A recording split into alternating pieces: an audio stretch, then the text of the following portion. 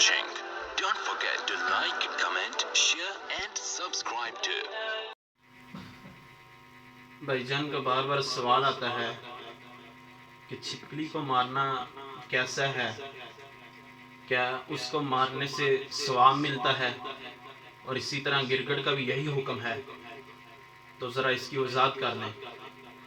تو محترم بھائیو، یہ چھپکلی کو مارنا یہ قرآن میں آتا ہے کہ حضرت ابراہیم علیہ السلام کو جب آگ میں جلایا گیا تو اس وقت یہ چھپکلی پھونک مار کر آگ کو بھڑکا رہی تھی، اور گرگٹ بھی۔ تو بات سمجھانے کا مقصد یہ ہے کہ اس میں بیکٹیریا زیادہ ہوتے ہیں، اور پھر انسان کی یہ دشمن بھی ہوتے ہیں۔ اسی طرح جتنے بھی جنس جانور ہیں اس طرح کے، تو ان کو مارنا چاہیے، خاص طور پر یہ گرگٹ اور چھپکلی کو مارنا۔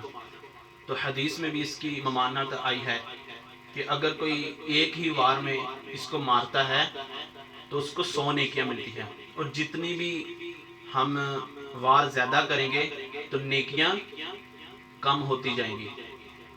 تو ہم کھیلنے لگ جاتے ہیں، جب بھی ہم چھپکلی کو مارتے ہیں سب سے پہلے اس کی دم یعنی کہ اتارتے ہیں، پھر اس کا تماشا دیکھتے رہتے ہیں، گھنٹہ گزر جاتا ہے، پھر چھپکلی کو ہم مارتے ہیں۔